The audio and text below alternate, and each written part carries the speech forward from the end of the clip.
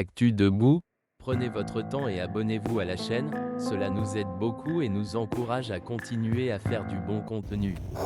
Si vous aimez la vidéo, DONNEZNOUS un pouce en l'aimant, merci et profitez du reste de la vidéo. Ont exigé une conférence nationale souveraine qui a conduit à la rédaction de la Constitution de 92. Et nous sommes sortis du système du parti unique pour entrer dans la Constitution de 92.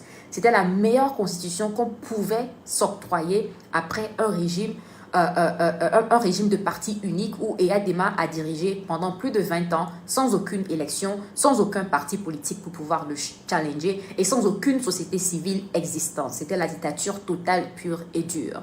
Alors, 30 ans après cela, il est clair que les choses ont changé. La constitution même de l'ensemble de la population togolaise a évolué. Aujourd'hui, nous avons 70% des citoyens togolais qui ont moins de 35 ans. Ce qui veut dire que 70% du peuple togolais aujourd'hui est né après 1989-1990. Ceci étant, nous devons donc retourner ou bien définir une constitution qui correspond aux aspirations de ces Togolais-là, de ces Togolais qui constituent la majorité, de ces Togolais qui vont vivre dans le Togo pour lequel nous luttons, de ces Togolais qui seront condamnés à vivre au Togo, qui ont besoin d'avoir un pays qui fonctionne, des institutions qui fonctionnent et qui ont besoin d'avoir leurs droits garantis et protégés.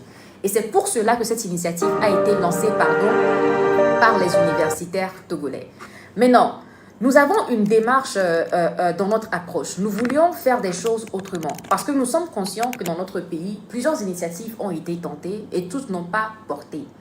Alors cette fois-ci, nous sommes partis du fait que nous avons une histoire très douloureuse en tant que peuple, en tant que citoyen, et que nous devons faire les choses de façon à respecter cette histoire douloureuse, à respecter le traumatisme que nous avons subi après des décennies de violence de la part d'un régime barbare, à prendre en considération la méfiance qui s'est installée dans les rangs des résistants, aussi bien avec les partis politiques que la société civile et même l'ensemble des populations, à prendre en considération le fait que beaucoup de citoyens ont perdu espoir après plusieurs années de défaites dans notre résistance. Beaucoup de citoyens également sont fatigués après plusieurs années de combat et de résistance. Et enfin, que beaucoup de Togolais ne vivent plus au Togo et ne peuvent même pas y rentrer à cause de la violence avec laquelle ce régime traite toute personne n'est pas d'accord avec la façon pour eux de gouverner.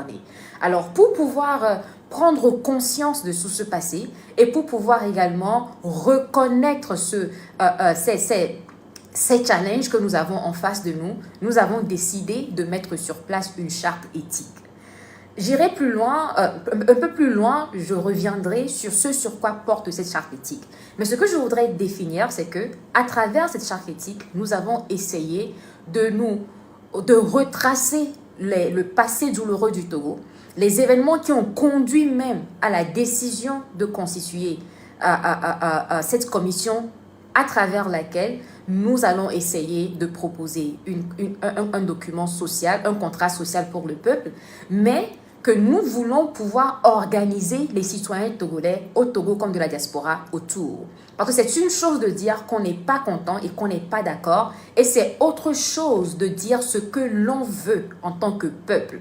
Nous devons pouvoir proposer. Mais avant de proposer, nous devons avoir l'humilité en tant qu'acteur de la société civile, en tant qu'intellectuel, en tant que leader d'opinion, en tant que leader politique, etc. Nous devons avoir l'humilité de reconnaître que le peuple a son mot à dire sur la démarche, sur la méthode et sur le contenu. Parce que ce que nous pensons individuellement, est définie par nos expériences individuelles, est définie par notre culture, est définie par notre parcours.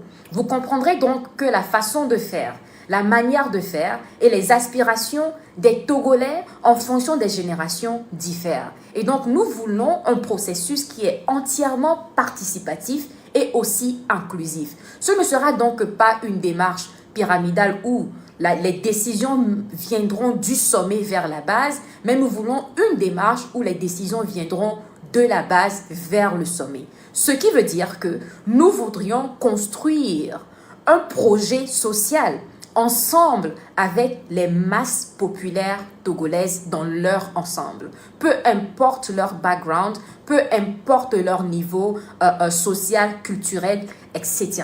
Toutefois, nous le faisons en prenant en compte des valeurs sacrées.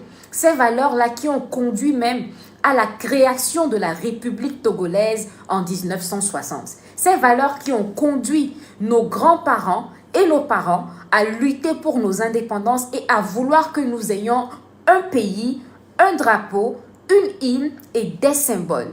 Et donc, nous sommes convaincus que ces valeurs ne peuvent pas être changées, que ces valeurs sont intrinsèques à la nation togolaise, peu importe les générations, peu importe les défis. Mais la façon de faire, l'approche et les priorités peuvent également changer. Donc, c'est autour des valeurs sacrées de la nation que nous voudrions proposer une autre façon de s'organiser en tant que citoyen. Et c'est autour de cette organisation, de ce document sacré qui, certes, sera rédigé, mais sera surtout incarné et adopté par le peuple dans son ensemble, que nous allons réclamer ce que nous souhaitons en tant que peuple. Si nous voulons choisir nos dirigeants, un président de la République par la voie électorale, libre à nous, citoyens togolais, de le décider. Si nous voudrons que nous ayons un système semi-présidentiel, libre à nous de le décider. Si nous voudrons même avoir une monarchie, libre à nous de le décider. Nous sommes conscients du fait que depuis la colonisation, personne n'a jamais respecté la volonté du peuple togolais. On nous a toujours traités comme un peuple arriéré, comme un peuple dominé, comme un peuple qui ne sait pas ce qu'il veut, et on nous a toujours imposé la gouvernance et la méthode de gouverner de l'époque coloniale à nos jours. Nous voudrions changer cela, mais nous sommes conscients que cet effort est continu. Et cet effort n'a pas commencé avec nous, n'a pas commencé avec ce projet, mais c'est une continuité qui se construit sur ce qui avait déjà été acquis.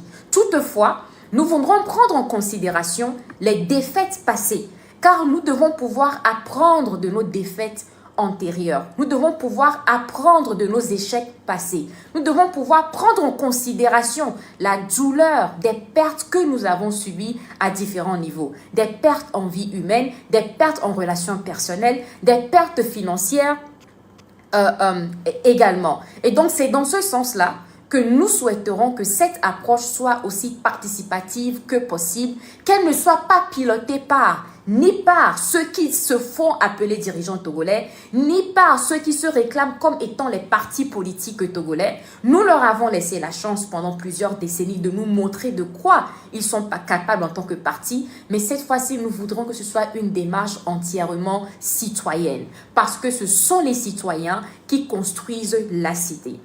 Alors, avant d'aller plus loin et de vous parler de la méthodologie, je voudrais revenir sur ce que j'avais mentionné plus tôt, qui était la charte éthique. Cette charte éthique, elle est très importante. Et je vais vous lire, je vais parcourir très rapidement, cette charte éthique. Pourquoi? Parce que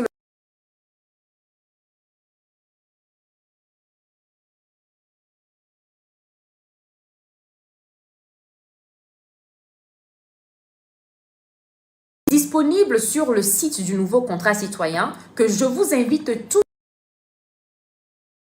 Excusez-moi, j'ai eu une erreur de manipulation.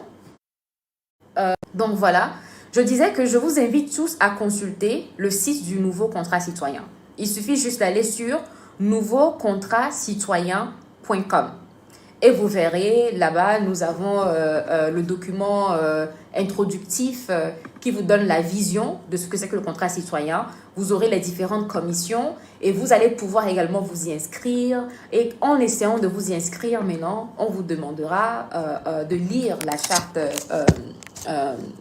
charte éthique qui est nécessaire pour cet effort.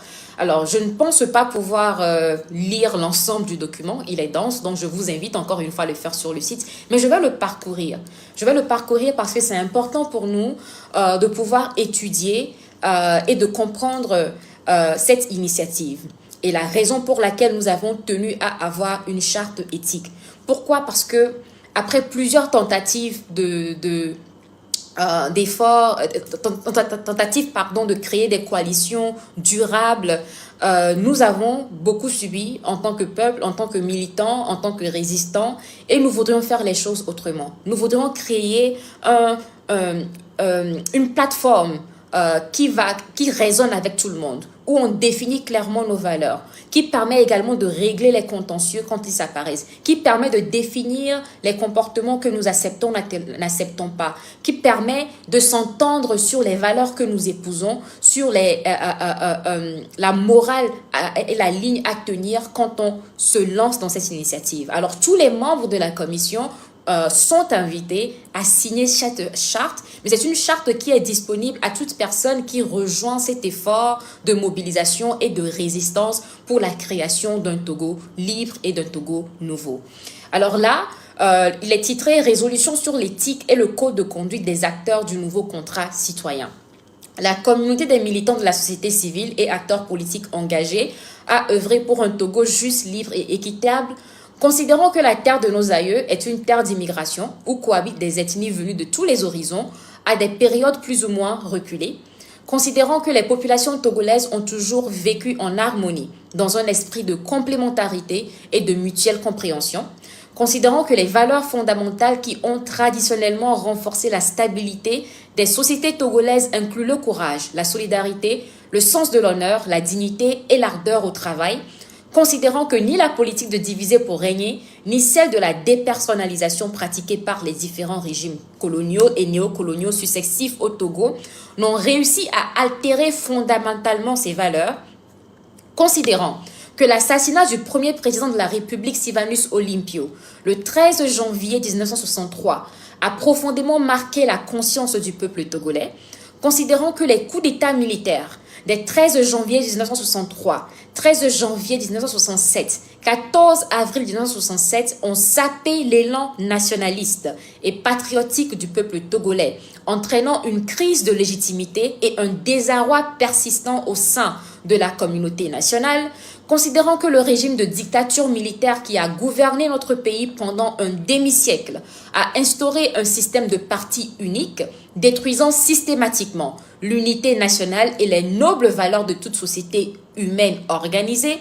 rappelant l'échec de la transition après la conférence nationale souveraine de 1991, qui a vu l'avènement du multipartisme et l'adoption d'une constitution républicaine en octobre 1992, attaquée à plusieurs reprises par les forces antidémocratiques à maintenir leur emprise sur le pouvoir.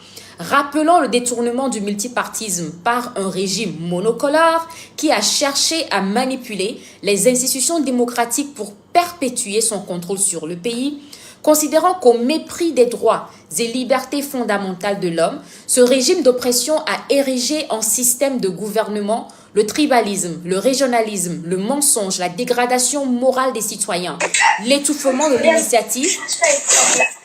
Pardon.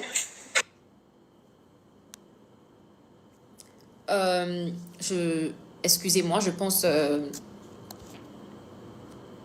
D'accord. Considérant que dans cette société règne un abîme moral profond, où les plus forts règnent en toute impunité, et que les nominations ne sont ni basées sur le mérite, mais sur l'allégeance à la dictature et aux intérêts de la minorité privilégiée, considérant que la société togolaise souffre de divisions ethniques, régionales et politiques exploitées pour maintenir le statu quo autoritaire et empêcher l'avènement d'une véritable démocratie participative, considérant qu'il existe une culture d'impunité, où les abus de pouvoir restent largement impunis et que la minorité privilégiée s'enrichit aux dépens du bien-être général de la population, considérant que ce régime a encouragé la médiocrité, la gabégie, la cupidité, la concussion, le népotisme et l'incompétence, rappelant le coup d'État constitutionnel de 2002 par Eyadema Gnassingbé, a modifié la constitution de 92, approuvée par le peuple lors du référendum de septembre 1992, rappelant le coup d'État militaire du 5 février 2005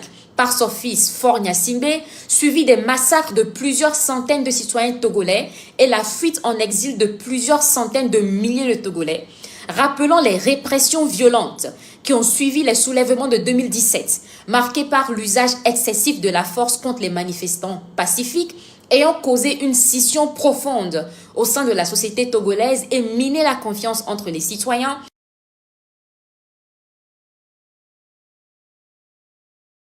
Confiance en 12 à 0 des compteurs de mandat devant permettre à Faure Gnassingbé d'être à nouveau candidat 2 fois de plus et garantie d'impunité à vie pour tous les crimes et forfaitaires commis. Rappelons également le coup d'État constitutionnel de 2024, un acte délibéré qui sape les aspirations du peuple togolais à la démocratie et exacerbe les tensions en visant à prolonger le règne à vie de Faure Gnassingbé par la monarchisation du régime, alors que la constitution de la 4e République affirme que la forme républicaine du régime n'est pas modifiable. Rappelons l'impact dévastateur de la répression, de la censure et de la violence étatique sur la liberté d'expression, la participation politique et la confiance civique au Togo. Considérant la nécessité urgente de restaurer la dignité, la justice sociale et les valeurs démocratiques au sein de notre nation pour un Togo où chaque citoyen peut vivre librement et prospérer dans un environnement de paix et de solidarité, proclame la volonté ferme et déterminée du peuple togolais d'instaurer un état de droit véritablement fondé sur la primauté de la loi, garantissant l'égalité devant la justice et les droits fondamentaux pour tous les citoyens. Réaffirme l'attachement du peuple aux idéaux de liberté, de justice et de tolérance, de vérité, de transparence, d'égalité, de solidarité et de participation citoyenne à la gestion des affaires nationales. Proclame que les dirigeants doivent être en harmonie avec les exigences de la démocratie, promouvoir la vérité, le patriotisme et l'intégrité morale et que les citoyens doivent élire des leaders intègres, dotés d'une probité morale et intellectuelle exemplaire. Déclare que le pouvoir doit être exercé au service du bien commun, que les détenteurs du pouvoir doivent considérer leur mission avec compétence et intellectuelle et probité, avec compétence, abnégation et transparence. Proclame le caractère sacré et inviolable de la personne humaine, hors de portée de toute persécution politique. Affirme que le pouvoir émane du peuple, s'exerce pour le peuple et que l'organisation de l'État doit refléter ce principe fondamental. Affirme que son opposition irréductible à tout assassinat, tout acte de torture et de traitement dénigrant, toute violence au nom de l'ambition politique, ainsi qu'à tout régime fondé sur l'arbitraire, la dictature, le tribalisme et l'injustice. Proclame que la résistance à l'oppression et à l'insurrection est un droit sacré du peuple. En cas de violation de ces droits et libertés fondamentales par l'État, affirme que la recherche du bien-être est un droit inaliénable du citoyen, reconnu par toutes les nations.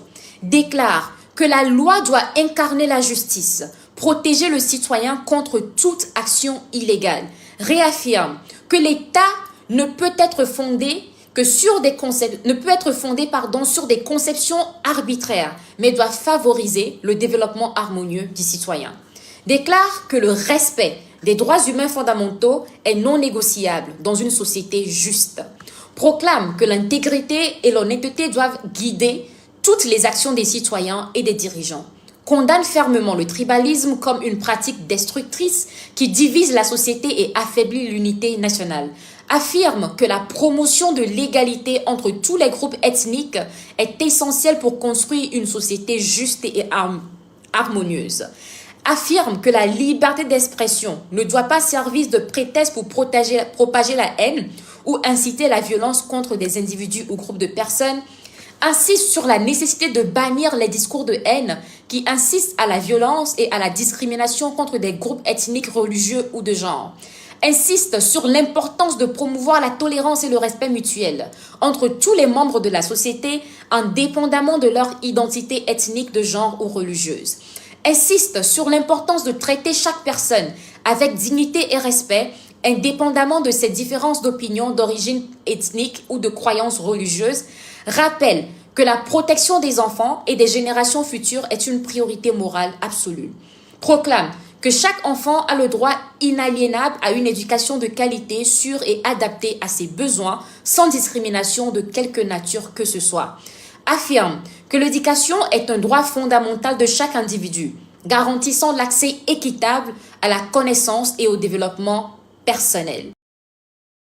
Affirme que l'égalité des genres est un principe fondamental de justice sociale, garantissant des droits égaux et des opportunités équitables pour tous indépendamment du genre.